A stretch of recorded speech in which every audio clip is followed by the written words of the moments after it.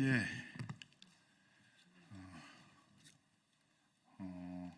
어제 재벌 대기업들을 대표하는 16개 대기업 사장단이 국회에서의 상법 개정 논의를 중단할 것들을 요구하는 그런 성명을 발표한 바가 있습니다.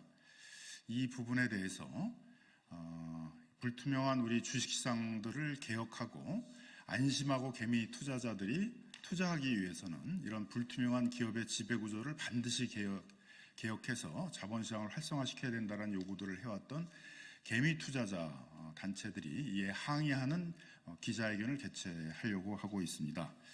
그래서 먼저 참석하신 분들을 소개시켜드리도록 하겠습니다. 저는 더불어민주당 대한민국 주식시장 활성화 TF 간사를 맡고 있는 국회 정무위원회 소속의 김남근 국회의원입니다. 먼저 오신 개미 투자자 단체 대표님들을 소개시켜드리도록 하겠습니다. 소액주주 행동주의 플랫폼 액트 대표 이상목 대표님 오셨습니다. 소액주주 행동주의 플랫폼 액트의 연구소장 윤태준 소장님 오셨습니다. 이화그룹 주주연대 대표 김현 대표님 오셨습니다. 다음에 셀레버리 주주 피해자 대표 박수번 위원님 오셨습니다. 오스코텍 주주 피해자 주주연대 대표 운영위원 김태우 운영위원 오셨습니다. 다음은 우리 더불어민주당 주식시장 활성화 TF 구성원들을 소개시켜 드리도록 하겠습니다. 더불어민주당 대한민국 주식회사 활성화 TF 단장을 맡고 계시는 오기영 의원님 오셨습니다. 김현정 의원님 오셨습니다. 이소영 의원님 오셨습니다. 김영환 의원님 오셨습니다. 박균택 의원님 오셨습니다. 자, 먼저 순서는 개미 투자자 대표분들의 발언을 듣고 그다음에 저희 단장님 대표 발언을 듣고 그다음에 성명서를 낭독하도록 하겠습니다. 먼저 이화그룹 주주연대 대표이신 김현 대표님의 발언 듣도록 하겠습니다.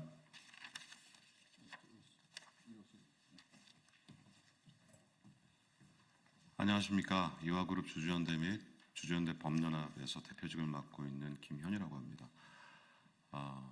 지금 우리 의원님들과 그리고 저희 소액주주연대 단체에서 지지하는 이 상법 개정은 우리가 생각하는 주식회사의 가장 기본적인 취지, 상장을 시키고 그 주식을 회사에 대한 권리를 주주들과 함께 공유하겠다라는 가장 기본적인 취지고, 그렇다고 한다면 그 주식을 소유하는 주주들은 자신의 재산권, 그 부분에 대한 권리를 보장받을 당연한 권리가 있습니다. 그리고 회사는 그런 주주들의 이익을 보호해야 될 당연한 의무가 있다는 게 우리의 보편적인 상식인데, 현재 상법에서는 그 당연한 게 무시되고 있었습니다. 그 부분에 대한 합리적인 의문을 제기하고 현재 한국 주식시장에 처해 있는 가장 큰 문제점, 정보의 비대칭성, 그리고 그 정보의 비대칭성을 활용한 특정 집단들의 이익만이 보장되는 것, 그리고 그 특정 집단에는 주주들이 철저히 배제되고 있다는 점, 간과할 수가 없는 문제점입니다. 한때 무상급식이 논란이 됐던 적이 있었죠. 하지만 지금은 우리 아이들에게 밥을 준다라는 건 우리 사회에서 기본적으로 약속된 하나의 통념입니다. 거기에 대해서 의문을 제기하지 않아요. 그런데 아직도 한국 주식시장에서는 주주들의 권리가 법적으로 보장받지 못하고 있습니다. 이 상식적인 문제에 대한 의문을 제기하고 당연히 보장받아야 될 권리를 헌법의 조항처럼 상법에서도 대한민국의 주권은 국민에게 있다라는 그 헌법의 조항처럼 이사의 충실 의무는 회사 이익뿐만이 아니라 주주의 이익도 포함되는 그 당연한 권리를 명시지로서, 암묵지가 아니라 모든 시스템에 적용할 수 있는 상위법으로서의 명시지로서 확정돼야 된다는 게 우리의 입장입니다. 그리고 이 부분에 대해서 여야가 합의가 됐을 때 저희처럼 거래정지로 고통받는 수많은 100만이 넘는 주주들의 권익도 해결할 수가 있는 근간이 되는 겁니다. 그리고 물적 분할과 그리고 배당금, 이익 문제 역시 하나의 통일된 논리 속에서 주주들의 권리라는 그 논의 속에서 다뤄져야 될 문제라고 생각합니다. 오늘 이 뜻깊은 자리에 초대해 주셔서 발언 기회를 주신 우리 민주당 의원님들께 진심으로 감사드립니다. 예, 발언 기회 많으시기 때문에 간략하게 이 말씀 드리겠습니다. 감사합니다. 소액주주 개미 투자자들의 그 권리를 보호하고 그런 억울한 피해들을 해결하는데 앞장서서 지원하는 활동을 해주고 계십니다. 소액주주 행동주의 플랫폼 액트의 윤태준 연구소장님의 발언 듣도록 하겠습니다. 네, 안녕하십니까. 소액주주 행동주의 플랫폼 액트에서 연구소장이라는 직책으로 근무하고 있는 윤태준이라고 합니다. 저희 회사는 최대 주주나 경영진의 일방적인 의사결정으로 피해를 입은 소액주주들이 권리를 되찾을 수 있도록 지원하는 업무를 맡고 있는 일종의 사회적 기업입니다. 오늘 아침 사실 저는 전혀 잠을 자지 못하고 왔습니다. 국회에 기자회견을 하러 온다는 사실 때문에 흥분해서 잠을 못 잔 것이 아니고요. 어제 저희 회사가 전적으로 지원해드리고 있는 두산 에너빌리티, 두산 로보틱스 분할 합병건이 증권신고서가 효력을 발생하였습니다. 이미 익히 잘 알려진 사실에 대해 너무 길게 말씀드릴 필요는 없습니다만 많은 사람들은 두산 로보틱스를 지원하기 위해 두산그룹에서 가장 돈을 잘 벌고 있는 두산 밥켓을 두산 로보틱스에 억지로 가져다 붙인다라고 생각하고 있습니다. 그리고 이 거래에 대한 대가로 두산 에너빌리티 주주들이 받는 대가도 굉장히 불합리하고요. 그래서 많은 주주분들이 이런 상황까지 오지 않기를 바랬습니다만 아쉽게도 결국 주주총회에 가서 표결로 붙여지는 상황이 되는 것 같습니다. 저희는 이 시점에서 다시 생각합니다. 상법에 이사의 주주 충실 의무가 도입되어 있었다면 이런 상황은 일어날 수 없는 상황입니다. 이사의 주주 충실 의무란 특정 주주에게만 도움이 되는 의사결정을 내렸을 때 그 의사결정을 내린 이사들에게 책임을 묻는 제도입니다. 근본 두산 에너빌리티 분할합병 사태는 두산 일가에게만 도움이 되는 상황이기 때문에 전형적으로 이 조항의 규율을 받게 되는 상황입니다. 이런 일이 너무나 올해에도 많이 반복되고 있습니다. 밸류업이 화두로 떠오른 이 시점에서 이런 일들이 계속 터져나오는 것은 새벽이 오기 전이 가장 어두운 것과 같은 상황이라고 생각합니다. 상법 개정 이번에는 꼭 통과되어서 개미 투자자분들의 울분을 닦아주시는 그런 계기가 되었으면 좋겠습니다. 감사합니다. 어제 재벌대기업 대표들 16분이 상법 개정을 논의를 중단해 줄 것들을 촉구하는 그런 성명을 발표했습니다만 우리 자본시장이 이렇게 무너지고 우리 자본시장에 대한 신뢰가 이렇게 떨어져 가지고 많은 개미 투자자들이 해외로 나가고 우리 자본시장이 되살아날 기미를 보이지 못하는데 가장 결정적인 영향을 미친 분들은 이런 재벌 대기업들이 정당하게 주주의 이익들을 보호하지 않고 주주의 권리를 침해하고 자신 재벌그룹 총수의 경영권 승계나 그런 재벌그룹의 이익만을 위해서 경영권을 행사를 하다 보니까 결국 전반적으로 투자 대상 기업들에 대한 불신이 커지고 도저히 한국의 자본시장에서는 정상적으로 주주들이 투자이익들을 환수하기 어렵다라는 그런 불신이 팽배를 하면서 이러한 사태를 맞은 것입니다. 이런 부분들에 대해서 다분히 책임 있는 분들이 그런 책임에 대한 반성을 하지 않고 자신의 기득권인 마음대로 자유롭게 경영권을 행사하기 위해서는 주주들을 보호해서는 안 된다라는 식의 그런 요구를 하는 것들은 상당히 좀 부당한 그런 태도다. 좀 윤리적으로도 바람직하지 않은 태도다. 이렇게 이제 보여집니다. 이렇게 된 부분들은 작년과 올해 초만 하더라도 자본시장 밸류업을 위해서 가장 핵심적인 기업 지배구조 개선을 위해서 상법과 자본시장법 개정을 하겠다. 이런 입장을 명확히 했던 윤석열 정부가 최근에 와서는 이제 말을 계속 바꾸면서 이런 상법과 자본시장법 개정을 할지 안 할지에 대해서도 태도도 불명확하고 이런 재벌 대기업들의 기득권을 수호하는 위해서 이렇게 말을 계속 바꾸는 행동을 취하고 태도를 모호하게 하는 것도 큰 원인이라고 생각합니다. 그래서 이런 점들을 저희는 좀 명확하게 하기 위해서 정부에 많은 촉구들을 하고 있는데요. 더불어민주당 주식회사 활성화 TF 단장님인 오기영 의원님께서 발언해 주시겠습니다. 네, 오기영 의원입니다. 요즘 다양한 반응들이 있습니다. 그래서 몇 가지 말씀을 좀 드립니다. 자본시장 활성화를 위해서 회사 지배구조를 개혁해야 한다는 그 주장은 여러 군데에서 도처에서 있었습니다. 자본시장에서 곡간 빼먹기 하듯이 회사의 합병, 분할, 그리고 조직 재편 과정들이 이 불법적으로 부당하게 빈번하기 때문입니다. 그래서 제가 앞에 판넬을 준비했습니다만은 이 판넬에서 보시다시피 윤석열 대통령, 한동훈 법무부 장관, 이복현 금융감독원장 스스로가 최근에 계속 이와에 관해서 관심을 표명하고 소액 주주들을 위해서 노력하겠다고 이야기를 했습니다. 그런데 지금 와서 말바꾸기 하고 있는가? 그걸 한번 묻습니다. 다른 화면을 하나 제가 준비를 했습니다. 금융위원회, 정부가 올해 2월 달에 총선 전에 발표한 밸류업 내용입니다. 그중에서 소액 주주 보호를 위한 상법 개정하겠다고 그랬습니다. 그 내용은 충실 의무 도입입니다.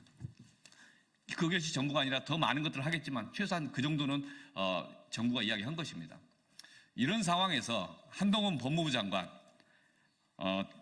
주주 보호하는 것에 대해서는 반대하는 건 아니다. 그런데 법 개정은 반대한다. 이게 말입니까 막걸리입니까? 도대체 한동훈 법무부 장관 시절에 그 한동훈은 어디로 가고 지금 와서 안 하겠다고 하는 겁니까? 정부 여당에서 밸류업을 하겠다고 하면서 상법 개정 충실 의무 도입하겠다고 해놓고 지금 와서 내몰라라. 이건 아주 무책임한 정책 아닙니까? 실제 주식시장의 이 활성화되는 것을 가로막는 대표적인 그 정치적 행태가 바로 말바꾸기, 정부와 한동훈 대표의 그 문제점이 있다는 말씀을 드립니다. 또 하나 더 말씀을 좀 드리겠습니다. 최근에 어제 16개 회사 대표들이 모여서 상법 개정에 우려를 표명했습니다. 직접 이해관계자들이 이 입장을 표명하는 것 그 자체에 대해서 뭐라고 할 건 아닙니다만은 그 내용과 그 요지에 따라서는 충분히 사회적인 말씀을 드릴 필요가 있다 이런 생각이 들었습니다. 먼저 오늘 다수의 언론 사설에서 지적했지만 이 기업들이 갖고 있는 후진적 지배구조 그 때문에 코리아 디스카운트가 발생했고 이걸 해소하기 위해서 상법 개정을 해야 한다는 취지는 부정할 수 없을 것이다 라는 지적을 다 하고 있습니다. 실제 이 관계됐던 회사들 중에서 LG화학 물적 분할과 동시상장 문제, 삼성물산 분할합병과 국정농단 문제, 두산박해 로보틱스 결합 문제, 직접 소액 주주들이 문제 제기했고 다수의 주식시장 관계자들이 문제가 있다고 이야기했었지 않습니까? 그 관계 회사들이 나와서 상법 개정을 반대한다면 그 진정성이 있겠습니까? 오히려 그 16개 회사 대표들 중에서 이 관계된 회사들 대표들은 공개적으로 반성과 사과 그리고 다시는 소액 주주들의 이익을 침해하지 않겠다라는 약속과 그 방법을 제시하는 게 진정성 있는 그런 발언이 아닌가 싶습니다. 그 말씀 다시 한번 드리고 또 하나 환경협에 대해서 한 말씀 더 드리겠습니다. 환경협 관련돼서 대표적으로 문제되는 게 국정농단이었습니다. 삼성물산 국정농단 그 과정과 이 연루돼서 국정농단의 주된 기여자 정경련, 미르재단 다양한 이야기가 있었고 그래서 정경련 해체하기로 했었습니다. 어느덧 스물스물 나와서 이야기를 합니다. 이름이 바뀌었습니다. 정경련 환경협으로. 환경협 다른 단체는 몰라도 환경협 끼지 마십시오. 다시 한번 말씀드리지만 삼성물산 불법 합병 내지는 부당 합병 과정을 통해서 국민연금이 2,500억 손해를 받고 대한민국이 2,300억, 400억 상당의 ISD에서 손해를 받습니다. 그로 인해서 온 국민이 세금으로 손해를 받았습니다. 국정농단에 연루됐던 단체들 뒤로 빠지십시오. 상법 개정에 많은 그 문제식 훼손시키지 마십시오. 그리고 기업들을 위해서도 도움이 안 된다는 말씀 드립니다. 저희가 상법 개정을 위한 그 문제실을 가지고 많은 투자자들, 국민들의 요구가 있습니다. 그걸 담담히 추진하고 있습니다. 이번 주에 법안 발의했고 이제 구체적으로 해당 상임위에서 법안 심사 들어가겠습니다. 대화는 하고 귀는 열어두겠습니다. 그러나 의지를 꺾는 그런 경우는 없어야 된다 생각을 하고 저들 묵묵히 가겠다는 말씀드립니다. 고맙습니다.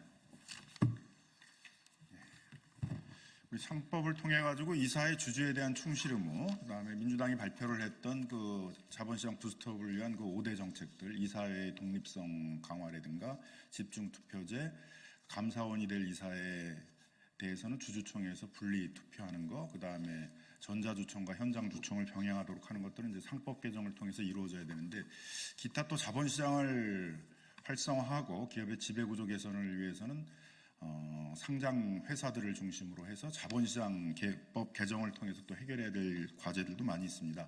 국회 정무위원회에서 이 자본시장 문제에 대해서 책임을 갖고 지금 자본시장 개혁에 관한 그런 과제들을 추진하고 계시는 김현정 의원님의 발언 듣도록 하겠습니다.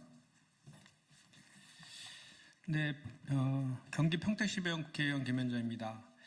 지금까지 우리는 그 삼성물산의 합병, 그리고 LG화학 물적 분할, 그리고 두산바켓과 두산로보티스 간의 합병 등 여러 사례에서 이 사회가 지배주주의 이익만을 위한 결정을 하면서 수많은 우리 개인 투자자에게 피해를 입히는 현실을 너무나 자주 목격해 왔습니다. 이러한 현실에서는 공정한 시장경제의 원칙은 찾아볼 수 없습니다. 이사의 충실 의무를 주주에게 확대하는 것은 단지 특정 기업과 특정 계층을 위한 일이 아닙니다. 20년 가까이 지속되고 있는 코리아 디스카운트를 극복하는 길이고, 국장 탈출은 지능순이라며 해외로 빠져나가는 투자자들이 안심하고 참여할 수 있는 시장을 만드는 길입니다.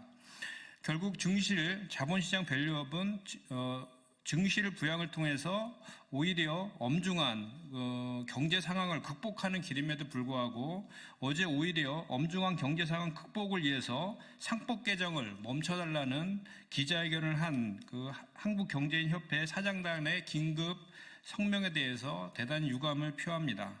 개인 투자자 피해를 막기 위해 금투세 폐지를 주장해왔던 한동훈 대표를 비롯한 정부 여당은 우리 1,500만 개인 투자자들을 지키고 우리 증시를 부활시키는 상법 개정에 적극 동참해야 합니다. 윤석열 대통령도 연초에 상법 개정을 소액 주주들의 이익을 위한 상법 개정을 긍정적으로 검토하겠다고 하더니 이제와 말 바꾸기를 하지 마시고 약속을 반드시 지키기 바랍니다. 저를 비롯한 우리 더불어민주당은 상법 개정을 위한 1,500만 개인 투자자들의 염원을 전적으로 지지하며 상법 개정에 최선을 다하겠습니다. 감사합니다.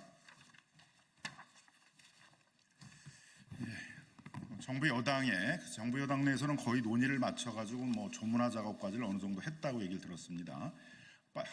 하루빨리 정부의 상법 개정안과 자본시장법 개정안을 제출할 것들을 촉구하는 그런 논평은 저희가 더불어민주당 대한민국 주식시장 활성화 TF 이름으로 오늘 발표를 했습니다. 논평을 참조해 주시고요. 지금 우리 개미 투자자 단체들이 어제 그 재벌 대기업들 대표들이 상법 개정 논의를 중단할 걸 촉구하는 것들을 반박 비판하는 성명을 준비해 오셨습니다. 그 성명서를 읽도록 하겠습니다.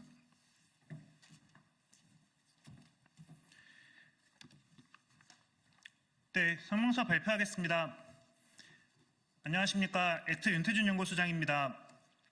어제 11월 21일 오전 한국경제인협회는 삼성, SK, 현대차, LG 등 주요 기업 사장 16명이 참석한 가운데 상법 개정을 멈춰달라는 긴급 성명을 발표하였습니다.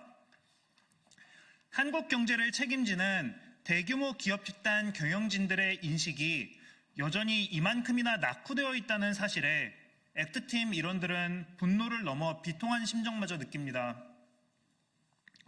엄중한 경제 상황과 주주의 이익 보호는 상충되는 명제가 아닙니다.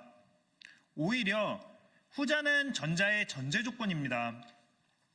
주주의 이익이 제대로 보호되지 않는 국가에서는 잠재적인 수탈에 대한 위험으로 주식시장이 제대로 기능을 하지 못합니다. 제대로 기능을 하지 못하는 주식시장이 경제에 끼치는 악영향은 주식 투자자들의 손실에 한정되지 않습니다. 정말 심각한 문제는 돈이 공급되어야 할 우량 기업에 충분한 돈이 전달되지 못하게 된다는 점입니다. 자본 배분에 왜곡이 일어나는 것이지요. 그리고 그 최종 결과는 만성적인 저성장입니다. 이것은 조금이라도 투자를 해본 사람이라면, 자본시장을 조금이라도 경험해본 사람이라면 누구나 아는 상식입니다. 이러한 상식이 국내에서는 받아들여지지 않는다는 것이 너무나도 안타깝습니다.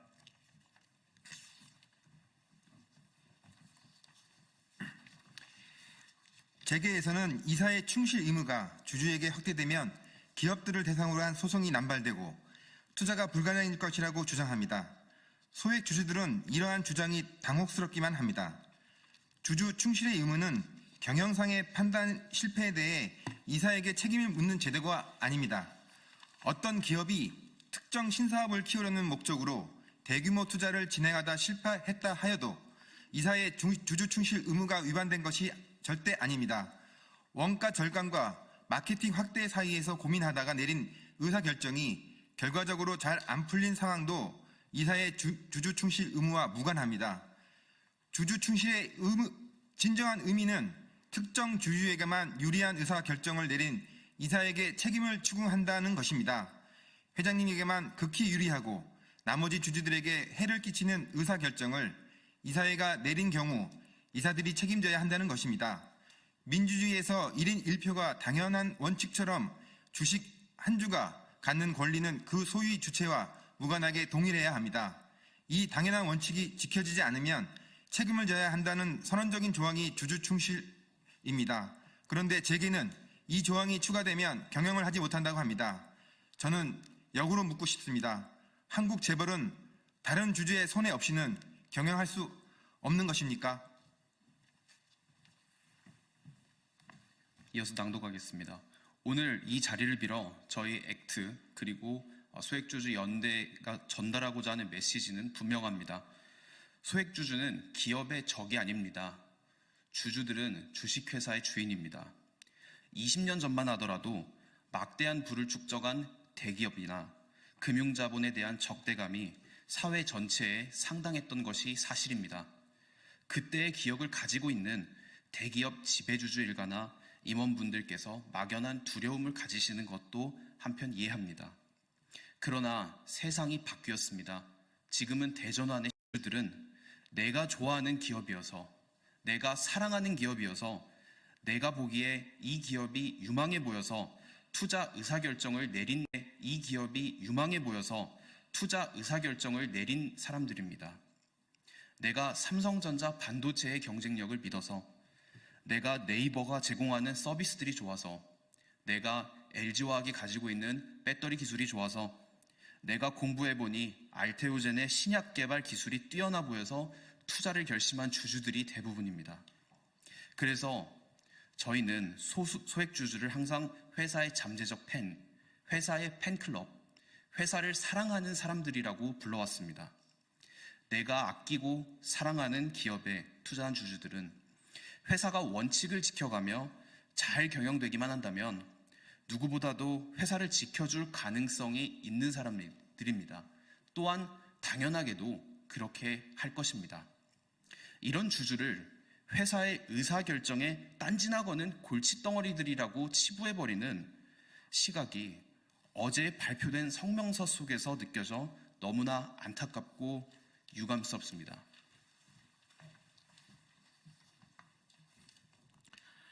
어제 저는 재미있는 자료를 보았습니다. 최근 수개월 동안 세계 90여 개 주식시장 중 코스닥과 코스피가 수익률이 안 좋기로 모두 하위 10%에 포함되며 특히 코스닥보다 상황이 안 좋은 주식시장은 짐바브웨와 라트비아 주식시장밖에 없다는 내용이었습니다. 한국 주식시장만큼 주식시장이 부진한 국가들은 대부분 전쟁 중이거나 극심한 정치적 혼란이 일어난 국가들 뿐이었습니다. 어떤 주주분들은 이러한 상황을 두고 우리도 회장님들에게 공격받고 있다라고 자조 섞인 말씀을 하시더군요. 소액주주들을 지원하는 업체의 일원으로서 그리고 한 사람의 국장 투자자로서 이러한 말을 들으면 저는 가슴이 아픕니다. 이 자리를 빌어 재계에게 간곡히 요청드립니다. 개정된 상법을 잘 지키면서 부끄럽지 않게 기업들을 경영해 주십시오. 그러면 국민들이 한국 기업을 지켜드리겠습니다. 이상입니다. 예, 앞으로도 이 상법 개정 논의 과정에서 지나치게 재벌 대기업들 경제계의 목소리만 확대 과장돼서 알려지고 개미 투자자들의 이 눈물과 억울함과 한과 상법 개정, 기업 지배 구조 개선에 대한 간절한 목소리들은 잘 언론에 알려지고 있지 않은데 이러한 목소리들이 국회의 여러 활동들을 통해서 언론과 우리 국민들에게 많이 알려지도록 저희 더불어민주당 대한민국 주식회사 활성화 TF는 노력하도록 하겠습니다. 오늘 기자회견 마치도록 하겠습니다. 예, 감사합니다.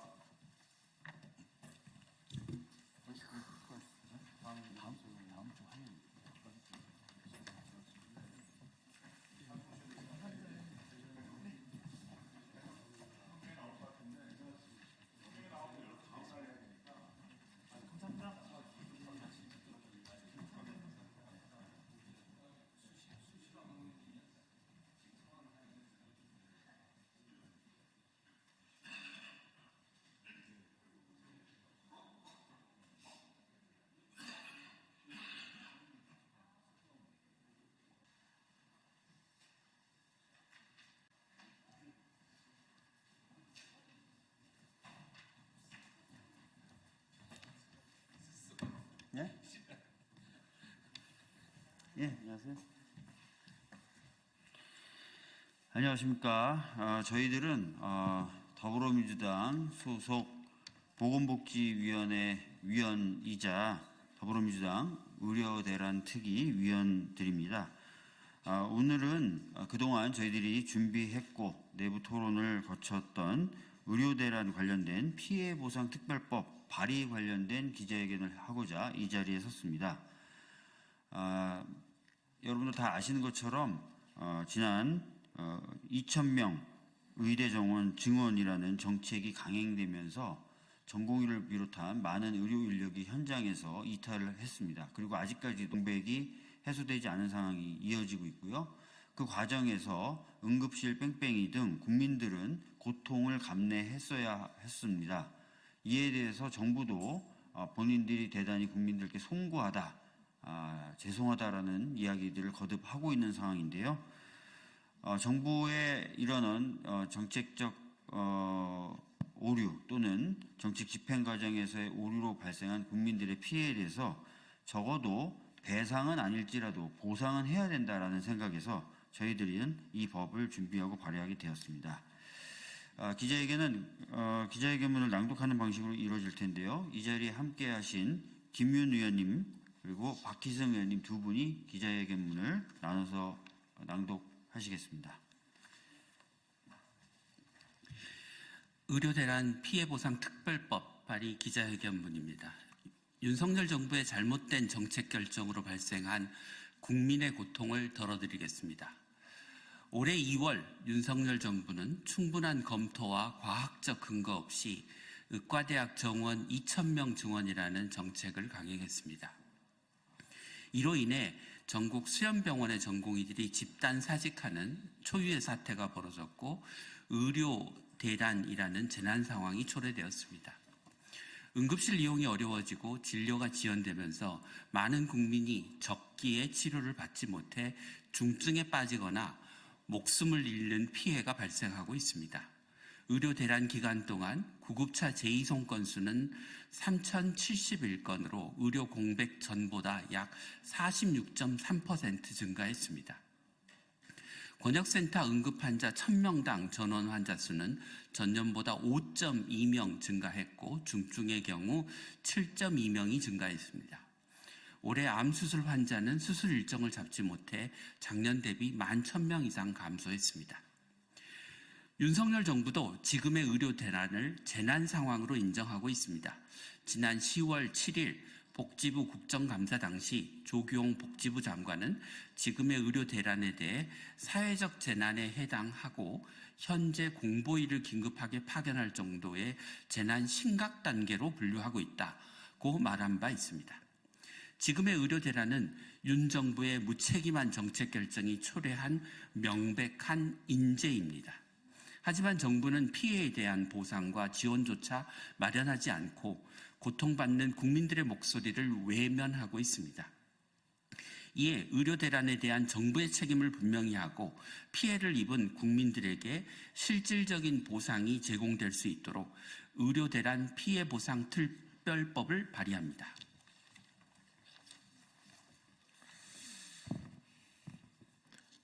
남원장 수임실 순창 국회의원 박희승입니다. 특별법은 보건복지부 소속으로 의료대란 피해 보상위원회를 설치하여 투명하고 객관적인 절차에 따라 보상을 심의하고 피해자의 권리를 보장하는 내용을 담고 있습니다. 또한 보상 과정에서 피해 입증 책임을 정부가 부담하도록 명시하여 국민의 부담을 최소화하고자 했습니다. 아울러 의료비 지원과 사망 위로금 지급 등 현실적인 지원책도 포함했습니다.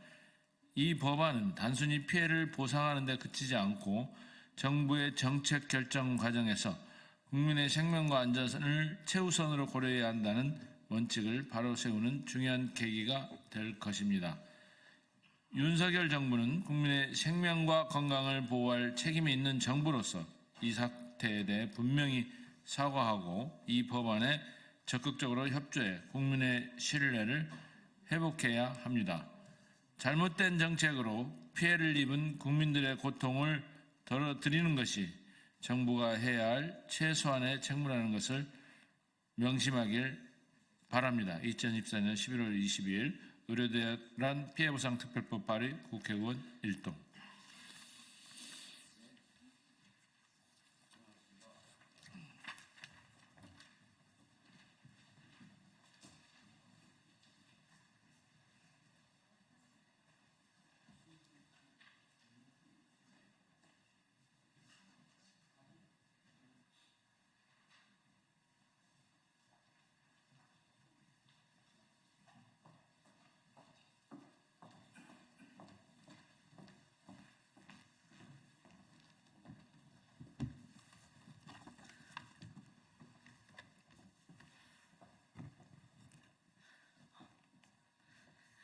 네, 기자회견을 시작하겠습니다. 정치를 새롭게, 복지를 강하게, 사회민주당 사무총장 김보경입니다. 금일 사회민주당 대표 한창민 국회의원과 민주사회를 위한 변호사 모임은 지난 11월 9일 민주노총 전국노동자대회에서 발생한 경찰의 폭력 진압에 대해 조지호 경찰청장, 김봉식 서울지방경찰청장 등 지휘부와 기동대원을 고소 고발합니다. 민주사회를 위한 변호사 모임의 백민 변호사께서 고소 대상과 이유, 고소 고발 범죄 사실을 말씀해 주시고 소를 제기한 취지에 대해서는 한창민 국회의원께서 말씀드리도록 하겠습니다.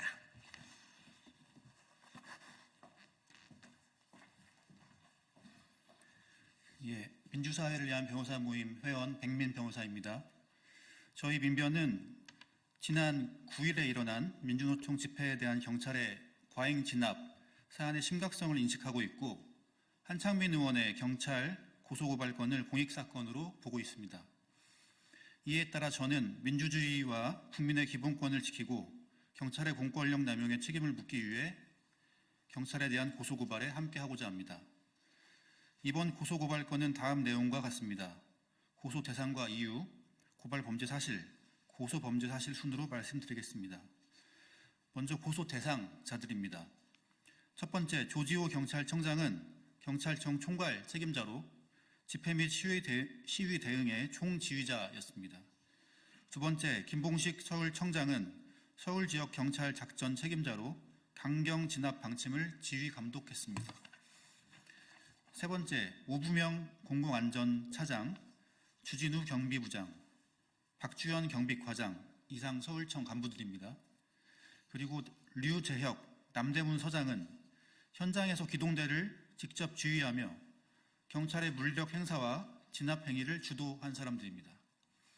마지막으로 성명불상의 4명 내지 6명의 기동대원들은 집회 도중에 한창민 의원을 밀치거나 잡아채 옷을 찢고 상처를 입혔으며 앞 뒤에서 목덜미를 잡아 끌어 넘어뜨리고 넘어져 있는 상태의 한창민 의원을 무릎으로 가격하거나 방패를 사용하는 등 폭행을 해서 늑골 골절 등 몸 전체에 상해를 입혔습니다.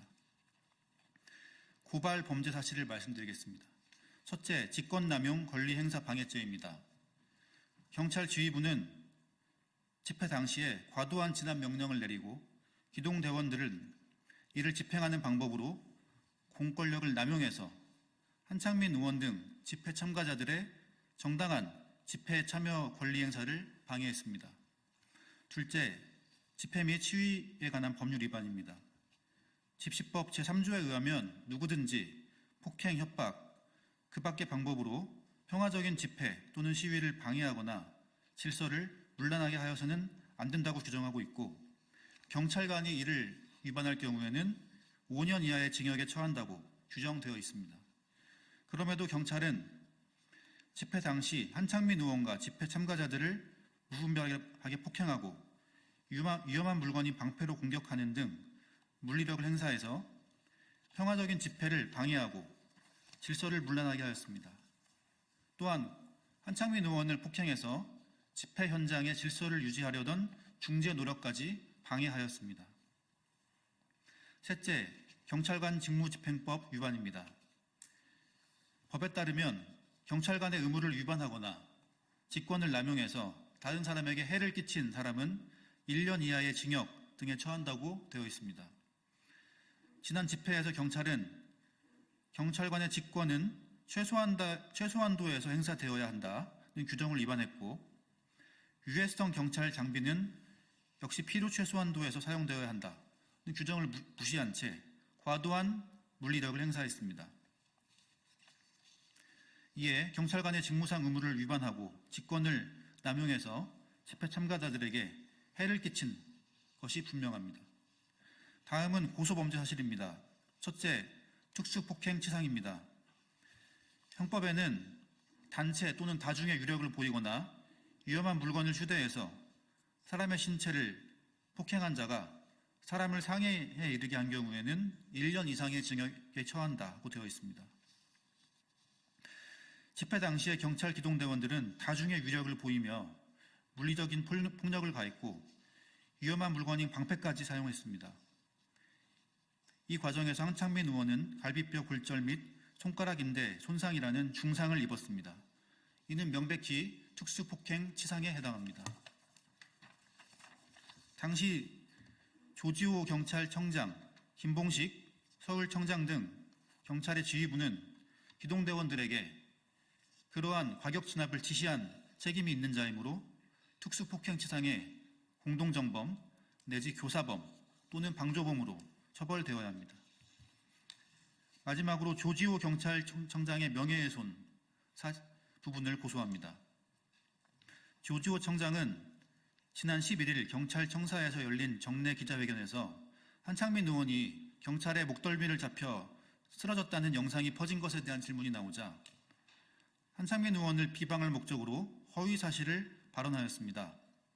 당시에 조지호 청장은 경찰의 물리력에 의해서 넘어졌다는 게 확인이 안 된다라는 등 발언을 했습니다. 그러면서 마치 한 의원이 경찰의 물리력에 의해 넘어진 것이 아니라 의도적으로 경찰의 직무를 방해하고 폭력을 유도한 것처럼 몰아갔습니다. 이는 명백한 한 의원에 대한 명예훼손이라 할 것입니다. 이상 언급한 내용처럼 이번 고소고발건은 경찰의 공권력 남용이 다양하게 나타난 엄중한 사건입니다. 경찰의 국가수사본부는 경찰청장의 지휘를 받지 않고 수사를 하도록 되어 있습니다. 이번 사안에 대해서 경찰의 위법행위를 엄정하고 철저하게 수사해 주시기를 바랍니다.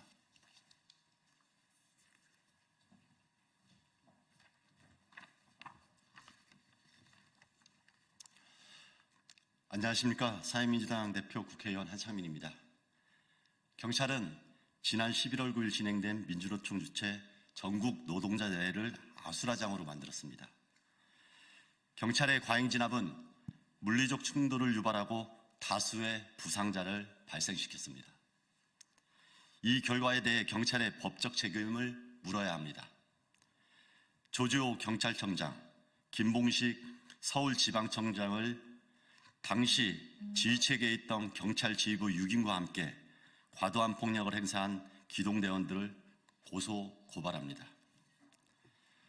당시 현장 상황을 다시금 자세히 설명드리진 않겠습니다. 경찰의 과잉 통제와 물리적 진압이 없었다면 노동자 대회는 평화롭게 끝났을 것입니다. 경찰청이 평화 집회를 보장하려는 의지가 없었기 때문에 완전 무장한 전국의 흑색 기동대가 대회장에 시커멓게 깔렸습니다. 민주노총과 퇴진운동본부에 대한 부정한 의도와 편견이 있었기 때문에 무리한 진압과 위협적 상황이 발생한 것입니다. 저는 국회의원으로서 국민의 기본권 보호와 민주주의 발전을 위해 노력해야 할 의무가 있습니다. 경찰의 무리한 진압과 이에 저항하는 집회 참여자들 사이의 충돌을 막기 위한 노력은 국회의원의 당연한 책무입니다. 그러나 그 자리에 있던 경찰들은 어떤 지시를 받았던 것인지 협의와 중재를 요청하는 국회의원에게 폭력을 행사하는 등 집시법과 경찰관 직무집행법에 반하는 과잉 진압을 자행했습니다. 이는 헌법기관의 정당한 직무를 방해하고 헌법이 보장하는 집회의 자유를 심각하게 침해하는 행위입니다. 이 같은 엄중한 상황에도 경찰의 태도는 여전히 변함이 없습니다. 경찰 지휘부는 어떤 반성도 대국민 사과도 없었습니다. 처음부터 끝까지 절제된 공권력 사용이었다는 말도 안 되는 변명만 늘어놓고 있습니다. 민주노총과 집회 참가자들에게 붙인 폭력이란 딱지를 떼지 않고 있으며 국민 안전을 지키려 했던 국회의원에게 가한 폭력과 거짓 비방에 대해서도 적반하장의 태도를 유지하고 있습니다. 국회의장의 강한 유감 표명과 국회 차원의 변화 촉구도 이 정권과 경찰에겐 하찮은 일로 치부되는 것 같습니다. 지난 11월 19일 야 5당 국회의원 63명은 재차 경찰의 반성을 촉구했고 조지호 경찰청장을 만나 폭력적 진압에 대한 책임 있는 조치와 평화집회 보장을 요구한 바 있습니다. 하지만 조지호 경찰청장은 사과와 재발 방지마저 거절했습니다. 이에 저는 협격자이자 폭력 피해 당사자로서 경찰의 공권력 남용에 엄중한 법적 책임을 묻고자 합니다. 국민의 대표인 국회의원으로서 앞으로 계속될 수 있는 집회 현장에서 과잉 진압을 방지하고 국민의 기본권을 보호하기 위해서 소를 제기합니다. 경찰의 부당한 강제력 사용으로 국민이 더 이상 다치는 일이 반복되지 않도록 제 역할을 다할 것입니다. 기자회견을 마치고 곧바로 국가수사본부로 이동해 고소 고발장을 접수하겠습니다. 이상입니다.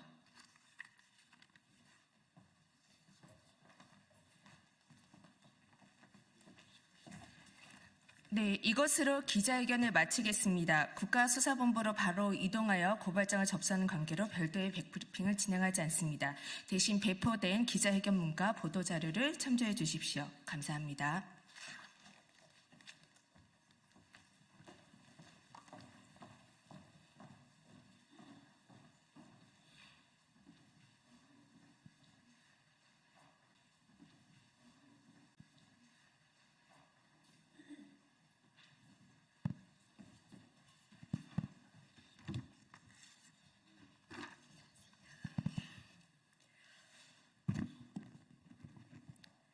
네, 진보당 브리핑 시작하겠습니다. 부대변인 이미선입니다. 알아서 차별금지법 업무 정비? 안창호 인권위원장 눈치 보기 절대 안 됩니다. 국가인권위원회의 국장단이 내년 업무계획 수립 과정에서 차별금지법 관련 업무 내용을 현 상황을 고려해 정비 요청할 것이라는 논의 결과를 담당 부서에 내려보낸 것으로 확인되었습니다. 안창호 인권위원장이 해괴한 궤변으로 줄곧 차별금지법을 반대해온 터라 위원장 눈치 보기라는 우려가 큽니다.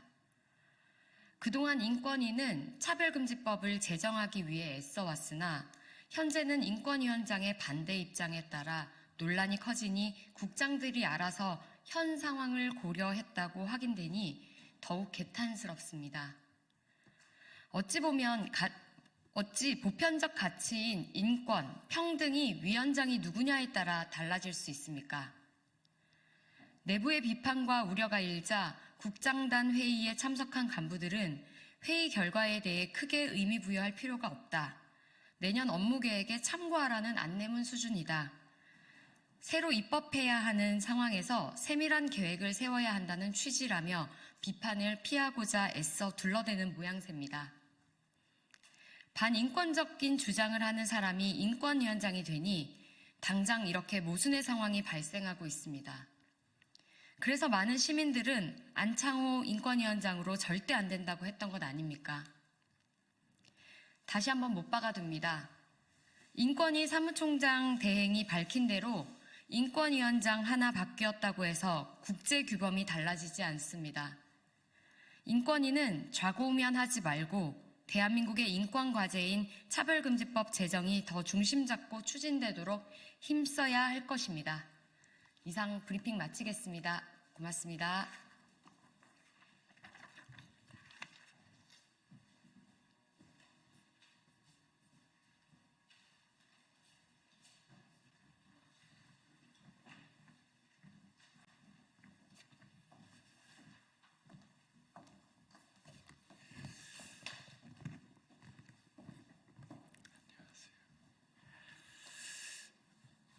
안녕하세요. 저희는 더불어민주당 농해수위 국회의원들입니다. 어제 저희가 양곡관리법, 농안법, 또 농업재해대책법, 또 재해보험법 심사를 마치고 안건조정위원회를 거쳐서 전체회의를 통해서 의결을 했습니다. 이 법안들은 2달 전에 1차 심사를 했고 어제 2차 심사의 결과라는 말씀을 드립니다. 윤석열 정부의 농정이 사실 농민에게는 너무나 가혹합니다. 쌀값이 이제 11월 현재 18만 2천 한 800원대입니다. 이 정도면 농민들 1년 농사지어서 얻는 게 하나도 없습니다.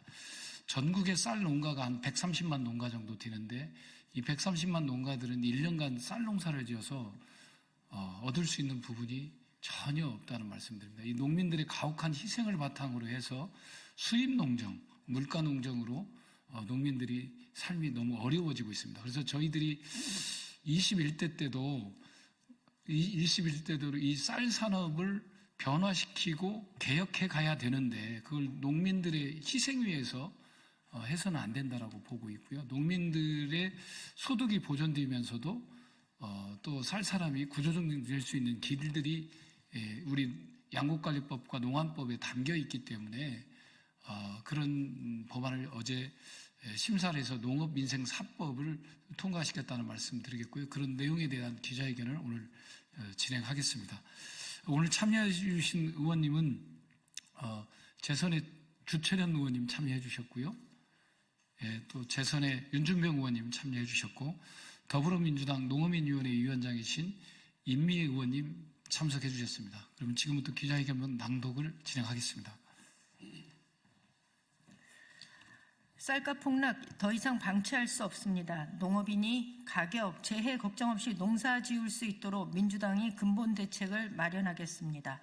존경하는 국민 여러분, 그리고 250만 농민 여러분, 농업인이 농산물 가격과 재해에 대해 걱정 없이 농사 지을 수 있도록 하는 양곡관리법 개정안 등 농업민생사법이 어제 국회 농해수위 전체회의에서 의결되었습니다. 쌀값 폭락, 이상기후에 따른 농업재해, 농산물 가격 불안정에 따른 농가 경영의 어려움을 더 이상 보고만 있을 수 없었기 때문입니다. 어제 의결된 법안의 주요 내용을 말씀드리겠습니다. 첫째, 쌀값 정상화와 지속가능한 쌀농업 구조 개선을 위해 양곡관리법을 개정하였습니다. 지금 쌀값 폭락으로 농심은 피멍이 들었습니다. 벌써 수확기의 절반이 지났지만 2024년 햅쌀 가격은 여전히 18만 원대를 벗어나지 못하고 있습니다. 11월 15일 산지 쌀값은 18만 2,872원으로 45년 만에 최대 폭락을 기록했던 2022년 평균 18만 6천 원보다도 낮습니다. 이제 수확기 쌀값 20만 원 선 회복은 어려워졌습니다. 지난해 정부는 양곡관리법 거부권을 행사하며 쌀값 20만 원을 유지하겠다 약속했습니다. 그러나 지켜지지 않았습니다. 시장이 정부를 신뢰하지 않고 있기 때문입니다. 양곡관리법 거부권을 행사하며 정부 스스로 한 약속마저 내팽개친 이상 쌀값 정상화를 위한 입법을 더 이상 늦출 수는 없었습니다.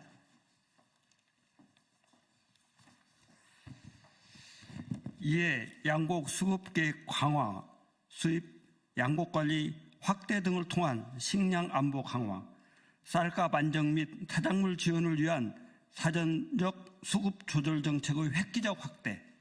그럼에도 쌀값이 하락할 경우 사후 손실 보전 대책으로 양곡 가격 안정제 도입, 쌀값이 대폭락하는 위기 상황을 대비해 양곡 수급관리위원회에서 정한 기준에 따라 시장 격리 또는 정부 보유국 방출을 의무화하는 양곡관리법 개정안을 의결하였습니다.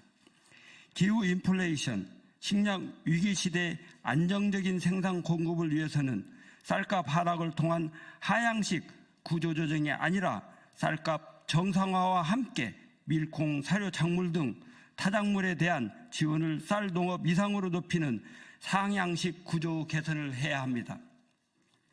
둘째, 농산물 가격 불안정에 따른 농가 경영 위험을 방지하고 장바구니 물가 상승으로 힘겨운 소비자를 위해 농수산물 유통 및 가격 안정법을 개정하였습니다.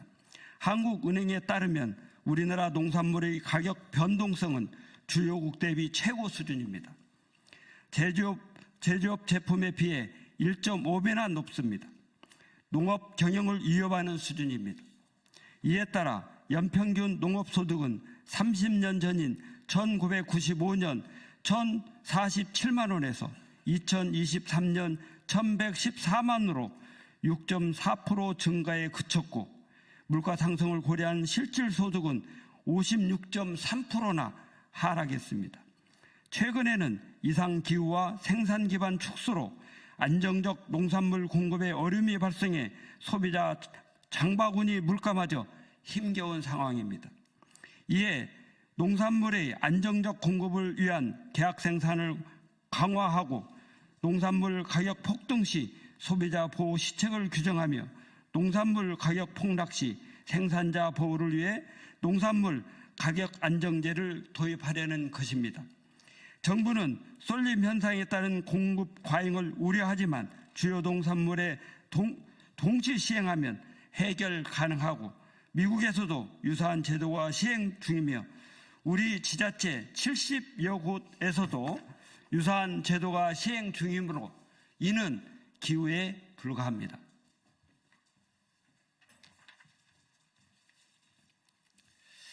셋째, 심각한 이상기후에 대응하기 위해 농업재해대책법과 농업재해보험법을 개정하였습니다.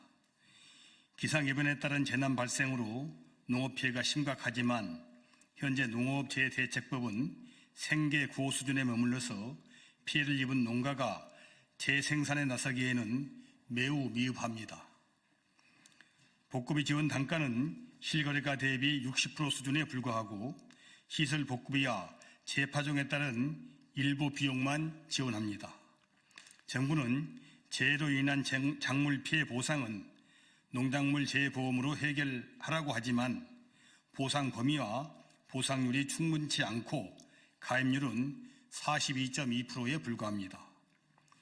민주당은 농업재해대책법을 개정하여 농업재해의 이상고온, 지진에 따른 피해를 포함하고 재해 이전까지 투입된 생산 비용을 지원할 수 있도록 하며 지원 단가를 실거래가 수준으로 인상하고 친환경 농작물에 대한 병충해 피해를 방지하며 재해보험 상품 미출시 등으로 보험에 가입하지 못한 농가에 대한 대책을 수립하도록 하였습니다.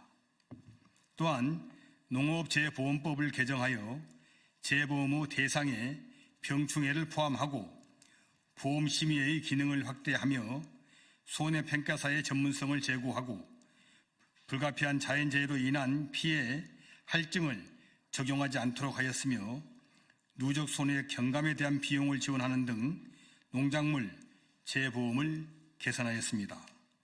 존경하는 국민 여러분, 농민 여러분, 한국 농업은 새로운 위기에 직면해 있습니다.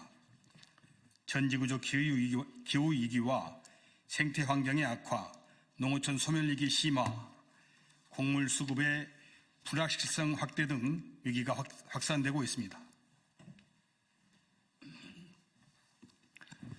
국가와 사회의 직면한 위기를 극복하기 위해서는 식량 안보, 국가 전략 산업으로 농업의 가치와 역할에 대한 재고가 필요합니다. 국내 농산물의 안정적 생산 기반을 확보하고 농가 경영 안정을 시급히 이루어야 합니다. 농업 민생 4법은 이 같은 시대적 요구를 담은 법안입니다. 지속 가능한 농업 생산의 토대를 지키기 위해 반드시 필요한 입법입니다. 윤석열 정부와 국민의힘은 당내 권력 다툼에만 올인할 게 아니라 민심을 보듬고 민생을 살펴야 합니다. 정부 여당이 반대를 위한 반대만 계속한다면 국민의 준엄한 심판이 있을 것임을 엄중히 경고합니다. 분노한 농심은 어루만질 수 있도록 농업민생 4법은 이번 정기국회에서 반드시 처리되어야 합니다. 농업민생 4법이 국회 본회의를 조속히 통과하여 전국 250만 농민께 한 줄기 희망이 될 수 있기를 기대합니다. 아울러 생산비 급등에 따른 필수 농자재 지원법과 기후위기 시대 탄소 중립에 따른 한우산업 전환 및 지원법 등도 심사를 속도를 내서 추진할 것을 약속드립니다. 2024년 11월 20일 국회 농림축산식품해양수산위원회 소속 더불어민주당 의원 1동. 예, 감사합니다.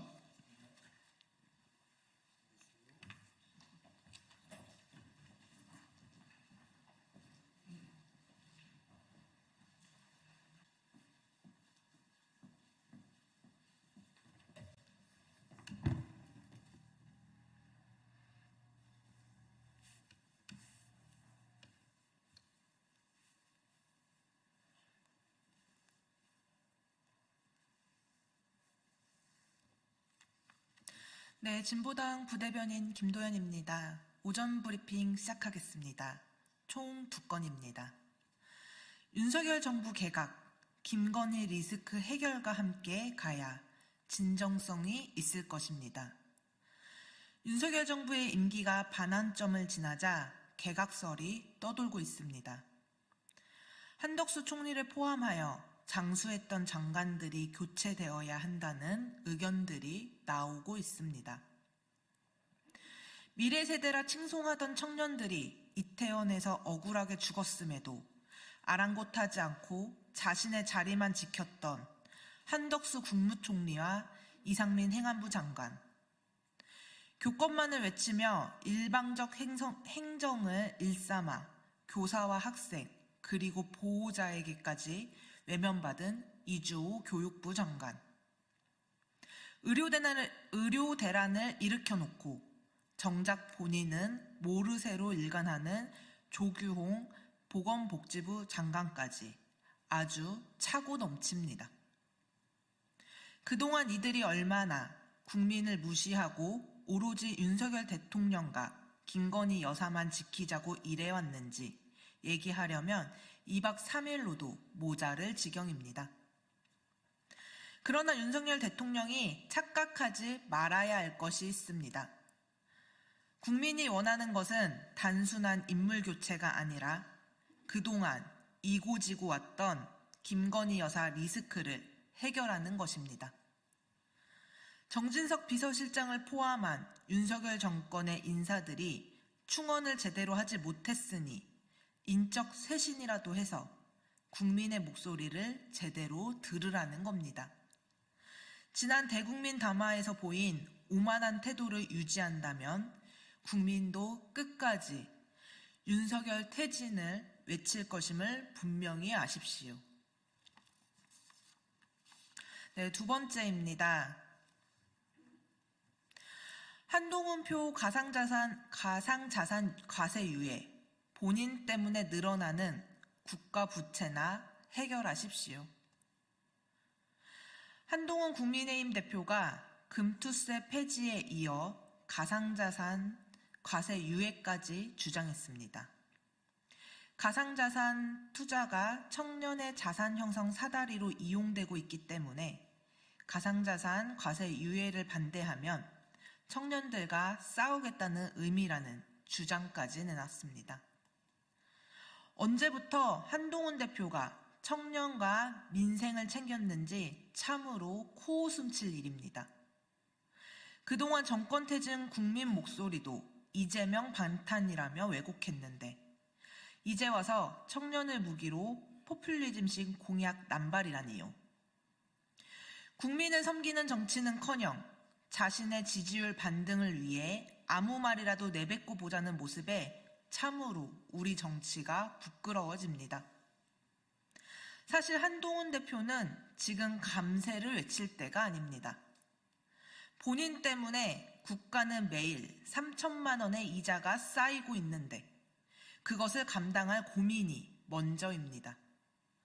한동훈 대표가 법무부 장관이던 지난 7월 국제상설중재재판소가 우리나라 정부에게 5,358만 6,931달러를 배상하라고 판정한 일이 있습니다. 이는 이재용 삼성전자 회장 승계 과정에서 이뤄진 삼성물산과 제일모직의 부당합병 여파로 정부가 떠안게 된 손해배상금입니다.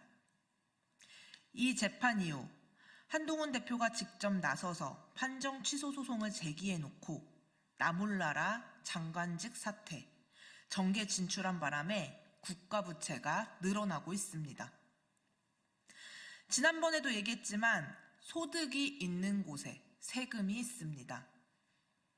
이 기본적인 조세 원칙을 지키지 않는다면 국가의 운영 자체가 불안해질 것입니다. 한동훈 대표에게 경고합니다. 청년을 자신의 정치 무기로 쓰는 일, 조세 원칙을 훼손하는 일은 용납되지 않습니다. 국민이 진정으로 원하고 필요한 정치가 무엇인지 고민하십시오. 이상입니다.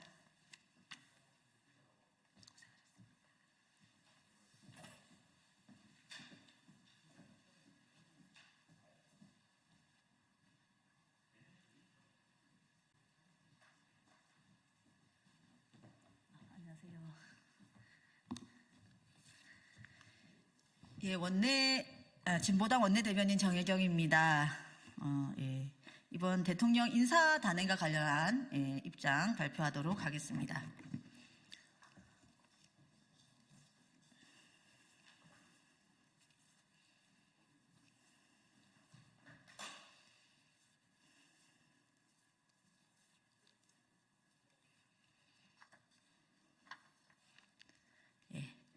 대통령, 지금은 인사가 아닌 수사를 받으실 때입니다. 대통령이 국정쇄신을 위한 개각에 나선다고 합니다. 이달 말 대통령실 참모진 인사를 시작으로 다음 달은 총리, 부처 장관 등을 교체한다고 알려져 있습니다. 번지수를 잘못 잡으셨습니다. 국정 파탄의 핵심이자 주범은 다름 아닌 대통령 자신과 대통령 부부이기 때문입니다. 진정으로 국정쇄신을 바라신다면 대통령은 인사가 아닌 수사를 받으십시오. 그나물의 그 밥인 해전문 인사를 단행하든 혹은 나름대로 파격 인사를 하든 대통령 부부가 요지부동이면 국정 파탄은 앞으로도 불보듯 뻔할 것입니다. 그래서 다시 한번 정답을 알려드립니다. 김건희 특검 받으시고 최상병 특검도 받으십시오. 이것이 진정으로 국민께 희망을 드리는 길입니다. 이상입니다.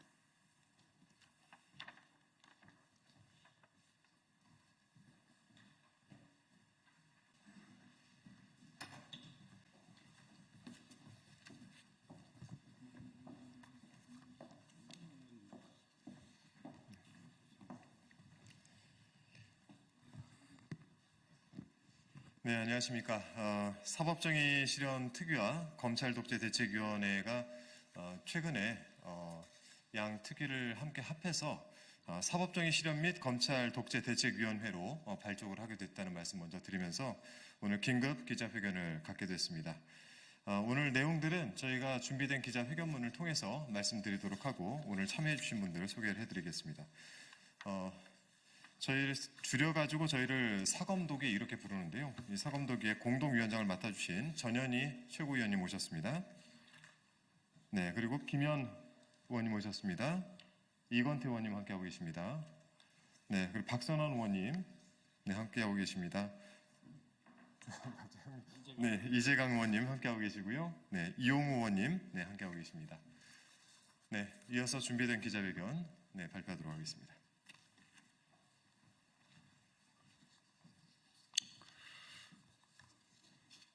서울중앙지방법원 형사 34부는 이재명 대표 공선법 1심에서 중요한 증거와 사실에 관한 판단을 하지 않은 것으로 확인되었습니다.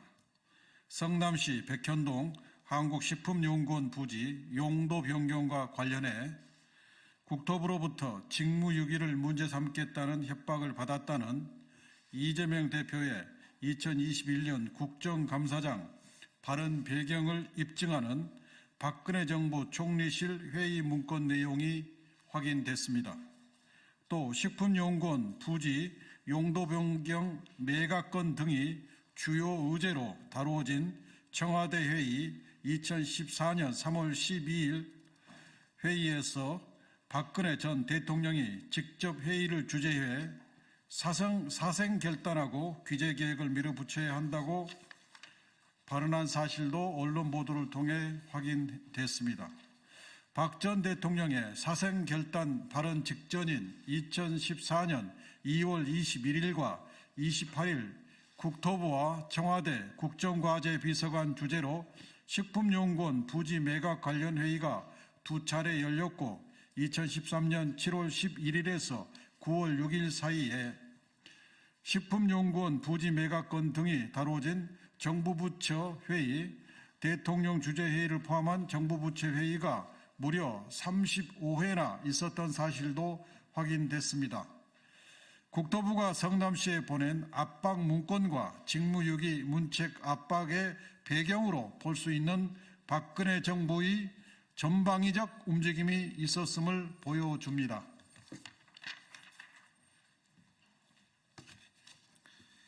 박근혜 정부 총리실 인적문책 지침 하달 2013년에서 2015년 국무총리 지시 공직 복무관리 업무 지침 문건을 보면 박근혜 정부 국무총리실은 매년 초 중점 추진 사항으로 국정과제 및 정책 현안과제 추진 실태를 강조했습니다. 정부 출범 직후인 2013년 3월 국무총리 지시 1호로 내린 업무 지침에는 새 정부 140대 국정과제 및 정책 현안과제 중 추진이 부진한 과제는 실태를 점검해 원인 분석 및 개선 조치를 하라는 내용과 함께 부진 원인 분석에 따라 시책, 제도의 보완 방안 마련과 함께 인적 문책, 직무 태만, 무사한 일 등을 병행이라고 쓰여 있습니다. 이러한 문구는 2014년 1월, 2015년 1월 총리실 복무지침 문건에서도 확인되는데 특히 2015년에는 국정 성과를 저해할 경우 실태 점검 후 조치하라는 내용이 추가됐습니다. 이재명 대표는 지난 9월 20일 공직선거법 위반 1심 결심 공판에서 협박이라는 표현에 대해 박근혜 정부 총리실에서 연초에 국책 사업에 협조 안 하면 인적 문책한다, 직무유기로 문제 삼겠다는 등의 공문을 보내 직원들이 회람했다며 이런 식으로 압박을 하더라, 직무유기로 문제 삼겠다고 하더라 표현한 것이지 구체적인 얘기를 한 게 아니다라고 말한 바 있습니다. 국무총리실 2013년에서 2015년 공직복무관리 지침 인적 문책 병행 하달 2013년 3월 22일 SBS에 공공기관 부지 헐값 매각 투기 세력 우려 이재명 시장 인터뷰 보도 그리고 대통령 주재 종전 부동산 미매각기관 점검회의 총 35회 국토부가 성남시의 부동산 매각의 협조 요구 공문 6차례 발송 등 박근혜 정부의 중앙부처가 성남시를 압박한 명백한 증거 자료들에 대해 재판부는 언급 자체를 하지 않았습니다. 재판부는 이재명 대표와 변호인들이 제시한 증거들을 외면한 채 검찰의 입맛에 맞는 일부 내용만을 가지고 협박을 당했다고 볼 수 없다고 판단했습니다. 객관적인 증거를 무시한 명백한 오판입니다. 유죄를 정해놓고 끼워 맞추는 수사와 기소, 이것을 말 그대로 사냥입니다. 검찰은 파렴치하게도 국토부 공문 등을 압수해서 가지고 있으면서 증거 기록에 첨부하지 않았습니다. 그래서 변호인들이 어렵게 찾아서 증거로 제출했습니다. 검찰이 백현동 배임 사건을 기소하고도 1년째 사건 기록을 안 주고 버티는 이유도 같은 맥락일 것으로 보입니다. 이는 검찰이 해치고 싶은 상대를 없애기 위해서라면 법치주의의 기본 논리인 헌법 질서를 마음대로 파괴해도 된다는 식의 범죄적 형태입니다. 검찰이 찍어서 기소하고 법원이 이것을 걸려주지 않으면 살아남을 정치인이 누가 있겠습니까? 정치검찰은 무도한 사냥을 당장 멈추기 바랍니다. 법원은 향후 재판에서 공정하고 현명한 판결을 통해 잘못된 판결을 바로잡아 주시기 바랍니다. 2024년 11월 22일 더불어민주당 사법정의 실현 및 검찰 독재 대책위원회.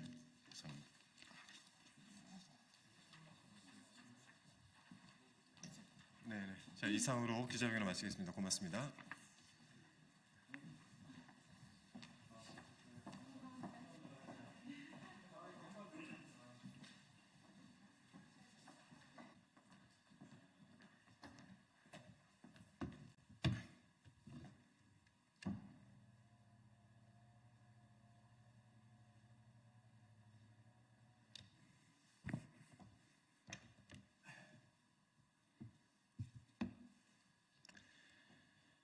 네, 브리핑을 시작하겠습니다.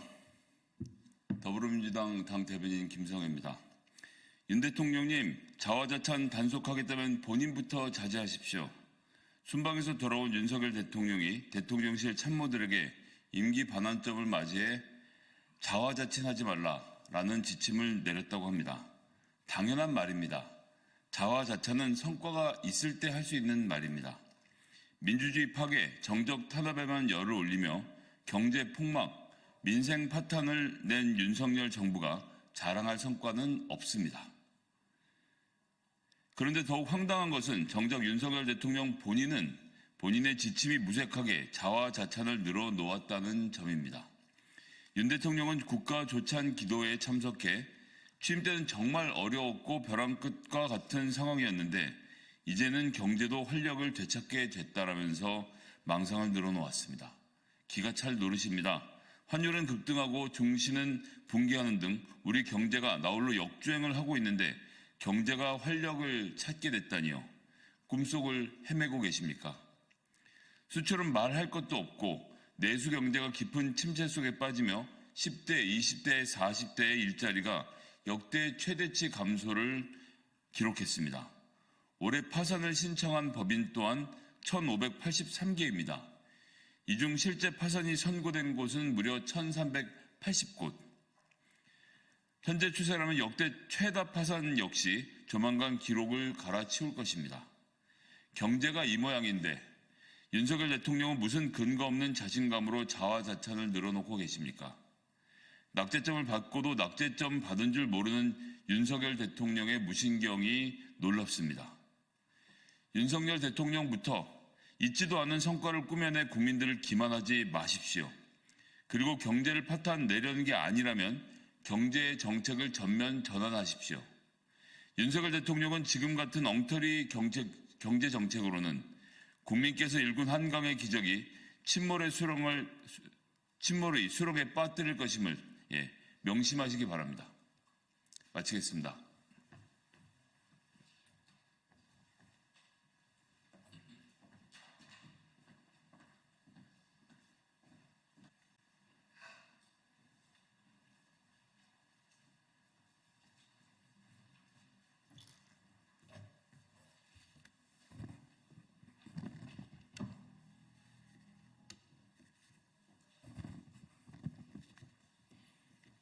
네, 안녕하세요. 안녕하세요. 남원 장수 임시 순창 국회의원 박기승입니다. 인사드리겠습니다.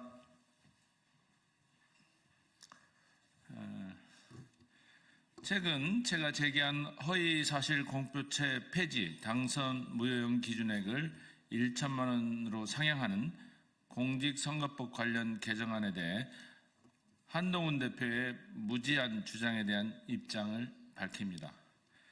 제가 지난 14일 발의한 허위사실 공표죄 폐지 및 당선 무효 벌금형 상향 공직선거법 개정안에 대해 국민의힘은 이재명 방탄, 이재명 구하기, 위인 설법이라며 국민을 호도하고 있습니다. 하지만 이러한 주장은 법안의 내용을 제대로 확인하지 않은 채 사실을 왜곡한 것입니다.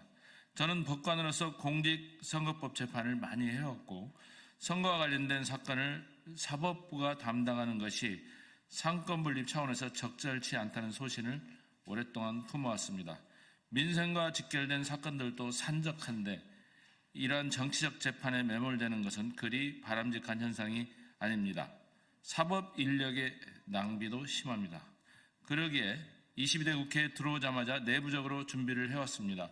국회 법제실 등 의뢰와 검토를 거쳐 발의하다 보니 시간이 소요된 것이지 이재명 대표의 선거일에 맞춰 법안을 발의한 것이 아니라는 말씀부터 드립니다.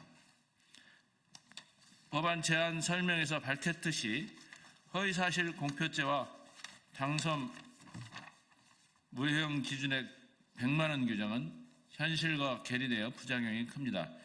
이 규정으로 인해 고소 고발이 남발되고 경쟁자의 정치적, 사회적 숨통을 끊는 수단으로 악용되고 있습니다. 때로는 유권자의 정당한 선택을 통해 선출된 당선자의 정당성을 흔들고 민주주의 가치를 훼손시키기도 합니다. 특히 낙선 목적 허위사실 공표죄는 벌금형 하한액이 500만 원으로 되어 있어 경미한 허위사실 유포에도 당선 무효형이 선고되는 사례가 많습니다. 미국은 선거 과정에서 허위사실 공표 행위를 형사처벌하는 사례가 없습니다. 또 우리나라는 공직선거법상 허위사실 공표죄를 폐지하더라도 형법상 명예훼손죄로 얼마든지 처벌할 수 있습니다. 문제는 이뿐만이 아닙니다. 100만 원이라는 당선 무효형 기준액이 낮다 보니 판사의 양형에 따라 투표로 선출된 당선자가 사느냐 죽느냐 갈림길에 서는 경우가 허다합니다. 그러기에 오히려 정치적 요소를 고려해 80만 원, 90만 원 벌금형을 선고하는 등 형사 재판에 본말을 전도시키고 판사의 재량권 내지 사법부의 독립성을 침해하고 있습니다. 무엇보다 이 개정안은 특정인을 위해 처음 나온 것이 아닙니다.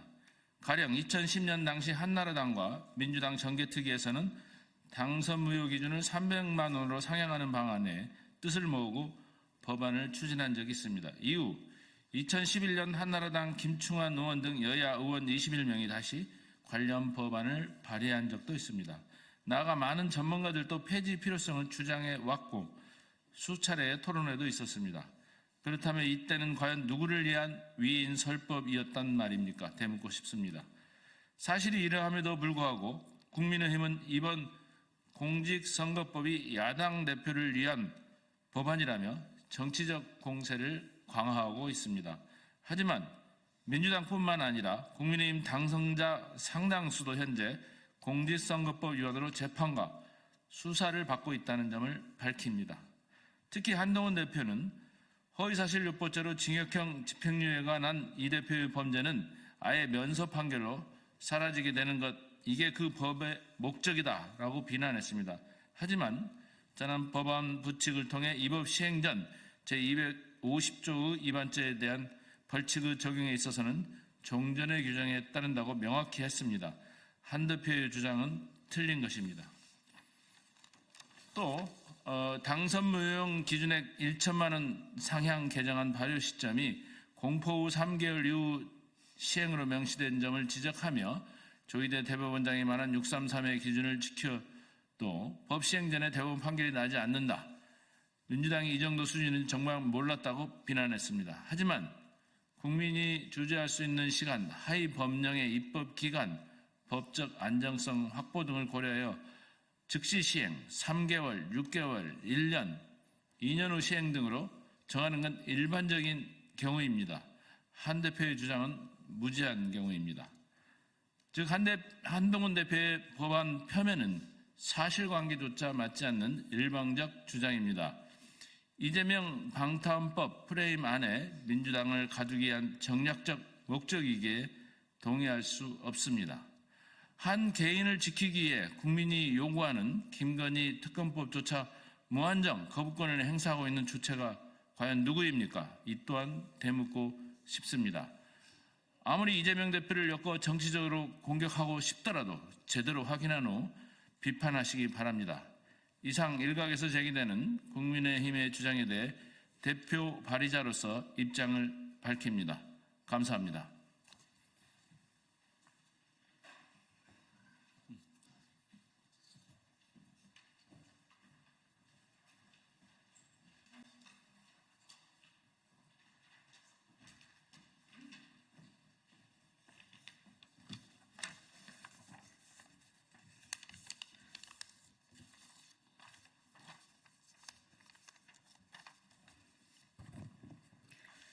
안녕하십니까. 국민의힘 김연주 대변인입니다.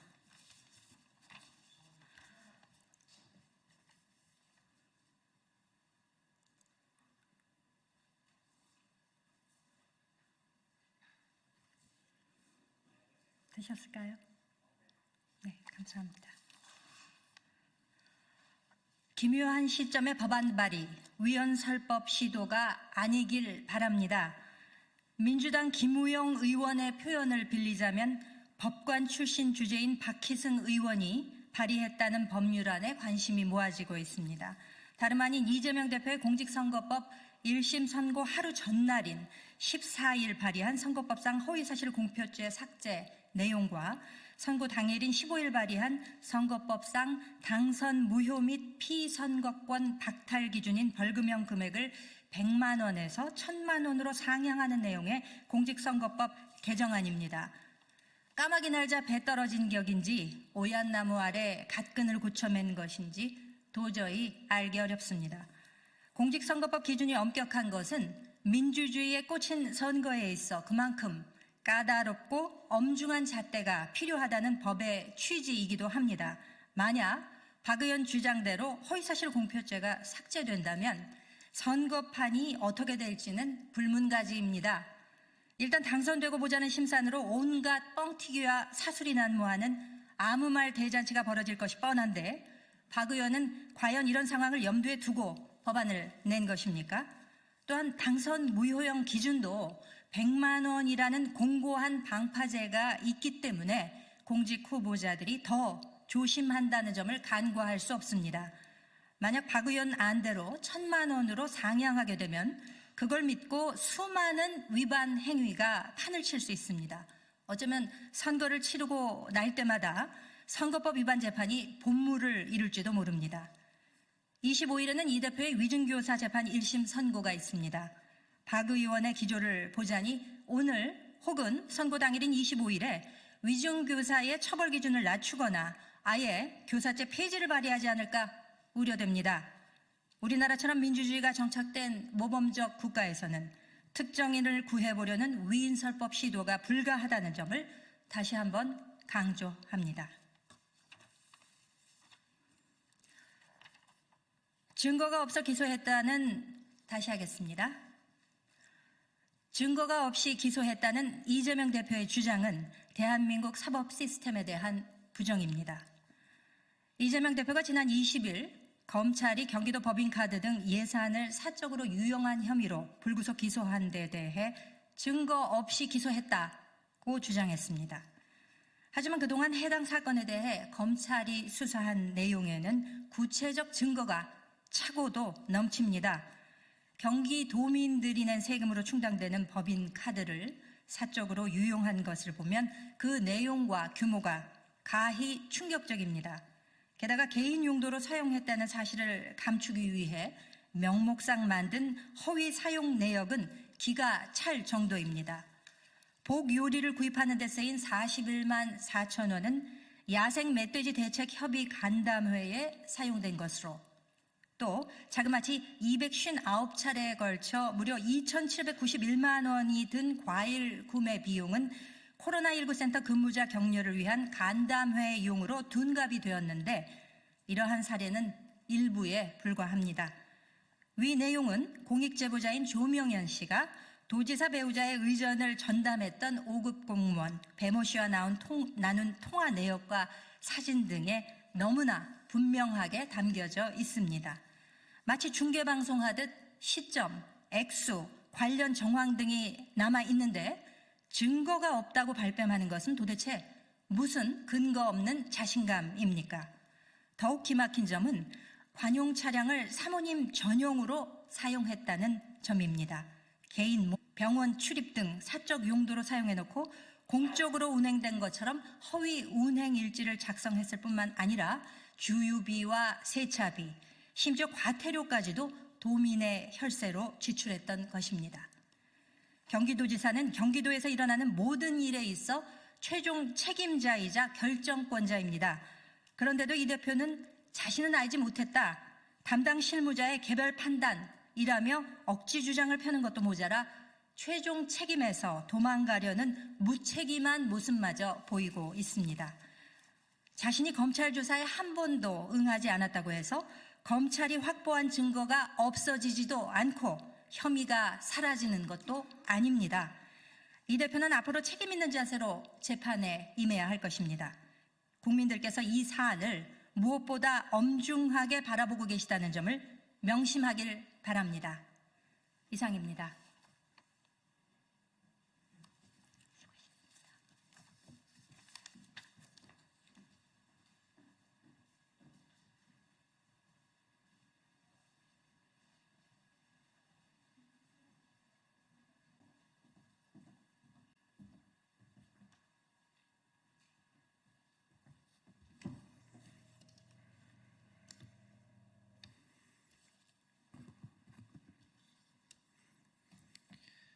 예, 박준태 국민의힘 원내 대변인입니다. 우원식 국회의장이 최혜병 순직 사건 국정조사 강행을 선언한 것은 의장의 중립 의무를 스스로 저버린 행위입니다. 국회의장은 여야를 아우르는 조정자로서 정치적 중립을 지켜야 할 의무가 있습니다. 그러나 이번 국정조사 취지는 사실상 특정 정당의 정략적 목적을 뒷받침하는 의사결정으로 해석됩니다. 특히 민주당 이재명 대표의 선고를 앞두고 이런 움직임이 나온다는 점에서 국민은 이 사안을 순수한 진상규명 의지로 평가하지 않을 것입니다. 오히려 민주당의 여론 분산 시도에 국회의장이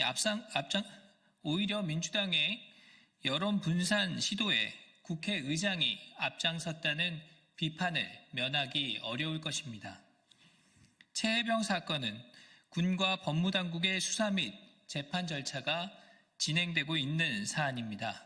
국회에서도 이미 수차례의 청문회, 국정감사 과정에서 충분한 조사 과정을 거친 바 있습니다. 최혜병 사건의 핵심 증인인 임성근 전 사단장은 국회 법사위 회의에만 5차례나 출석해 증언했습니다. 이 과정에서 새롭게 밝혀진 사실은 없었고 세간의 의혹이 사실이 아니었음이 반복적으로 확인된 바 있습니다. 우원식 의장은 입법부 수장으로서 중재 의무는 외면하고 당파적 의사결정으로 국회 갈등을 심화시켜 왔다는 그동안의 지적을 아프게 새겨야 합니다. 이런 방식으로 정치적 논란을 부추길 것이 아니라 국회 수장으로서 여야가 민생입법 처리와 예산안 심의라는 국회 본연의 업무에 집중하도록 이끌어야 합니다. 우원식 의장은 자랑스러운 우리 헌정사에 어떤 국회의장으로 기록될지 두려운 마음을 가져야 합니다. 그동안 가슴속에 고이 품어온 낡은 민주당 당원증을 버리고 여야 모두의 의장으로 되돌아오길 바랍니다. 이상입니다.